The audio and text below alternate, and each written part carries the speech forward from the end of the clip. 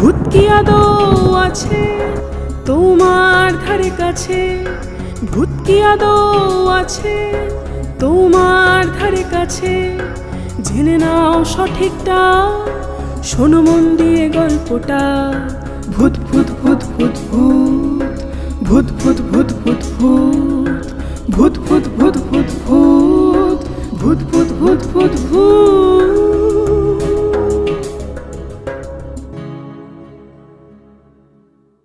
নমস্কার, আমি সুপর্ণ দত্ত চলে এসেছি ভূত ভুতুরে দা ইউনিক আড্ডায় আবার একটি নতুন পর্ব নিয়ে। আজ আমি আছি কলকাতার টালিগঞ্জের রানীকুড়িতে। সেখানে এমন একটি মানুষের সাথে আপনাদের আলাপ করাবো, তাকে আপনারা মোটামুটি সকলেই চেনেন, কারণ তার অভিনয় দেখে যেমন আমি মুগ্ধ, নিশ্চয়ই আপনারাও মুগ্ধ। তিনি সিনেমা, সিরিয়ালে তথা থিয়েটারেও সমান দক্ষতায় প্রচুর অভিনয় করেছেন বা করে চলেছেন। তো তার মুখ থেকেই শুনবো তার জীবনে ঘটে যাওয়া কোনো ভুতুরে বা অদ্ভুতুরে ঘটনা। তিনি কে? তিনি হচ্ছেন শুভাশিস ব্যানার্জি। বলবো, আচ্ছা দাদা, তুমি তো এই অভিনয় করতে গিয়ে পশ্চিমবঙ্গের বিভিন্ন জায়গায় ঘুরেছো, হ্যাঁ, অনেক শো করেছো, অনেক মানে স্থানে তোমাকে রাত্রিবাসও করতে হয়েছে। কোথাও কি কখনো তোমার সেরকম অনুভূতি হয়নি তোমার? সেরকম কোনো ঘটনা আমার সামনাসামনি ঘটেছে এরকম আমার মনে নেই, তবে এরকম ঘটনা ঘটার অনেক গল্প, অনেক কথা আমি শুনেছি। একটা ভয়ঙ্কর কথা বলি, কোথাও গেছি বা এরকম না, আমার বাড়ির কথা বলি। আমার বাড়িতে না একটা সময় বেশ নিয়মিতভাবেই প্ল্যানচেট করা হতো। প্ল্যানচেট? হ্যাঁ, প্ল্যানচেট। আমার বাবারা 3 ভাই বসতেন এবং ওই একটা তেপায়া চৌকি, তার উপর থালা রেখে প্রত্যেকে হাতে হাত দিয়ে কনসেন্ট্রেট করে যাকে ডাকবার কথা তাকে ডাকতেন। খুব ছোটতে আমাদের চান্স ছিল না ঢোকার, ঠাকমা ঢুকতে দিত না, কিন্তু একটু বড় হতে যখন সুযোগ পেলাম তখন দেখতাম ওই কাউকে ডাকছে এবং সে ওই আসবার ইয়েতে থালাটা বো বো করে ঘুরছে, তারপরে একটা টোকায় হ্যাঁ, দুটো টোকায় না, এই দিয়ে প্রশ্ন উত্তর তারা করতেন, চলতো। তো এইটা কি বলবো, এটা কোনো সত্যিকারের কোনো অশরীরী আসছেন, ওর মধ্যে আত্মা আসছে না আসছে না। যেমন যেমন একবার ওইখানে একটা মানে অঘটন ঘটার কথা বলি। বলো। একদিন ওই রকম বাবারা বসে ওই থালাটা না বাঁ বাঁ করে ঘুরছে, বেশ কোনো উত্তর নেই, ঘুরছে, টকাটক টকাটক করে টেবিল নড়ছে, যেরকম আমরা সিনেমাতেও অনেক সময় দেখি না, এরকম একটা ভয়ের বাতাবরণ তৈরি হয়েছে। কিছুতেই বুঝতে পারছে না যাকে ডেকেছি তিনি এসছেন কিনা, তার কোনো উত্তর পাচ্ছে না। অনেকক্ষণ মানে বেশ ঘর্মাক্ত হয়ে গেছিল 3 ভাই। অনেকক্ষণ পরে কেউ একজন পাশ থেকে বলেছিল, মা বলেছিল না ঠাকমাই বলেছিল, এটা মনে নেই, তো বলল যে এই যে পাশে গয়লাদের যে পরিবারের মধ্যে একজন গয়লা দড়ি দিয়ে মারা গেছে, সে আসেনি তো। এই স্ট্রাইক করতে তাকে জিজ্ঞেস করা হলো যে আপনি কি অমুক, নাম দিয়ে। তো সে ঠকাস করে একখানা টেবিলে টোকা মারলো। এবার নিশ্চিন্ত হয়ে গেল, যাকে ডেকেছি সে নয়, ঢুকেছে অন্যজন। একদম। এইবারে কেন ঢুকেছে এর একটা প্রশ্নের উত্তর চাইতো। তো তখন জিজ্ঞেস করা হলো যে মানে মানে আপনার কিছু বক্তব্য আছে? বললো হ্যাঁ আছে।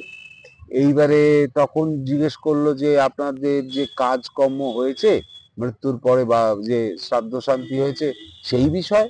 বললো হ্যাঁ। কি আপনার পছন্দ হয়নি? এবার বলে না। অর্থাৎ মানে স্যাঙ্গুইন হয়ে গেল, আত্মার পছন্দ হয়নি তার শ্রাদ্ধ, অন্যের প্ল্যানচেটে এসে ঢুকে গেছে। তার মানে ওই অঞ্চলে ঘুরছিল, যদি আমি বলি ঘোরাঘুরি করছিল, ডাক পেয়েছে, সাট করে ঢুকে গেছে। অদ্ভুত ব্যাপার, অদ্ভুতই ব্যাপার।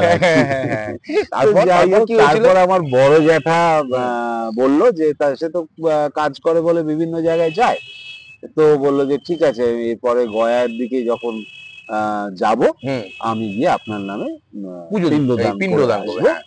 তো তাতে করে ও নিশ্চিন্ত হলো এবং তারপরে যাকে ডাকার কথা ছিল বললো যে আপনার কাছাকাছি যদি তিনি থাকেন তাকে অনুমতি দিন ঢুকতে, এবং আলটিমেট যাকে ডাকার কথা ছিল সে আসলো। এবং বড় যেটা সত্যিকারেরই পরে যখন গেছিল মানে গয়লাবাড়িতে বলেছিল এরকম একটা ঘটেছে, তো তাদেরও বিশ্বাসের জায়গাতে এটা ছিল না রে, এ ফালতু কথা বলছে, বাইরের থেকে দেখেছে কি শ্রাদ্ধ করেছি তাতে বলছে, এরকম হতে পারে। কিন্তু জ্যাঠা নিজে গেছিল যখন, তো নিজে ওনার নামে পিণ্ডদান করে এসেছিল, এটা ঘটনা। আর একটা ঘটনা বলি আমি, মানে আমার দাদা মশাই মানে মার যে বাবা, তো অনেক বছরই তিনি গত হয়েছেন।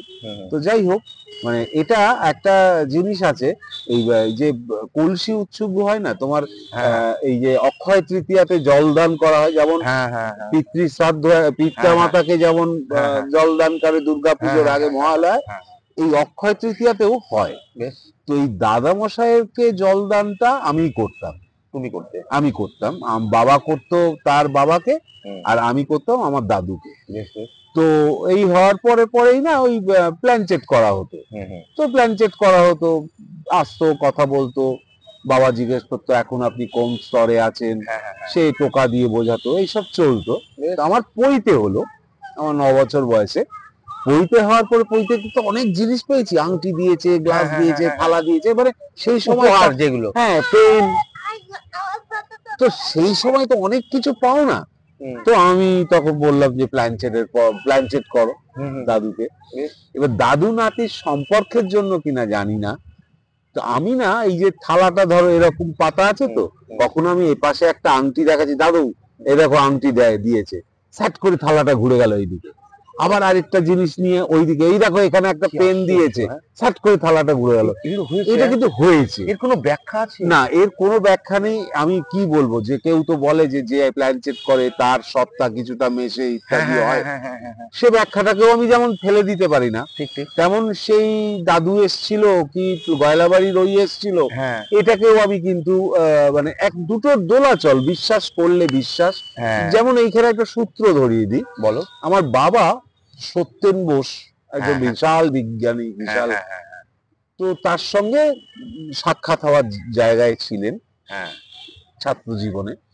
তো বাবা বলতেন, আমি জিজ্ঞেস করে ফেলেছি তাকে, কিন্তু সহজ মানুষ ছিলেন। কি জিজ্ঞেস করে? তো আপনি তো এত বড় বিজ্ঞানী, আপনি কি ভূত বিশ্বাস করেন? তো সত্যেন বোস তাকে একটু হেসে বাবার পিঠে হাত দিয়ে বলেছিল, বিজ্ঞান যেখানে শেষ, ভূত সেখান থেকে শুরু। বাহ! তো এটাই বড় বিশ্বাস, মানে আর এর থেকে আর বড় বিশ্বাসের জায়গা বোধহয় নেই। কেন, সত্যিই তো বিজ্ঞান দিয়ে যেটাকে বিচার করা যায় না, যেটাকে দেখা যায় না, যেটাকে অনুভব করা যায় না, তার মানে কিছু কি নেই? সত্যিই তাই। আরেকটা অনুভূতি, আমাদের সত্তা, সত্য রয়েছে, সবই রয়েছে। তোমাকে আমার এই অনুষ্ঠানে অসংখ্য ধন্যবাদ। ধন্যবাদ তোমাকেও, এবং তার সঙ্গে সঙ্গে দর্শকদের। প্রিয় দর্শক, এই সুভাষিস দা আপনাদেরকে অভিনয়ের মাধ্যমে অনেক হাসিয়েছেন, সে কথা হয়তো আপনারা সকলেরই, আপনাদের এতক্ষণে সুভাষিস দাকে দেখার পর মনে পড়ে গেছে। কিন্তু সুভাষিস দার মুখ থেকে এতক্ষণ যে গল্পগুলো শুনলেন, সেগুলো কিন্তু একটাও ফেলে দেবার নয়। তবে মূলত উনি যেভাবে ব্যাখ্যা করছেন, যে ভূতকে ব্যাখ্যা করছেন, বা উনি তার একটা কথাতে উপমাতে বললেন যে সত্যেন বসু বলে গেছেন যেখানে বিজ্ঞান শেষ, সেখানে থেকে ভূতের রাজত্ব শুরু। এখন ভূতের রাজত্বের শুরু কোথায়, শেষ কোথায়, সেটা হয়তো আমাদের কাছে জানা নেই, আর জানা থাকলেও সে প্রশ্নের উত্তর হয়তো আমরা জানি না। তবে আপনাদের অনুষ্ঠান কেমন লাগছে সেটা কিন্তু আমাকে জানাতে ভুলবেন না। তবে আজকে আমি এখানেই থামছি, দেখা হচ্ছে পরের পর্বে। নমস্কার।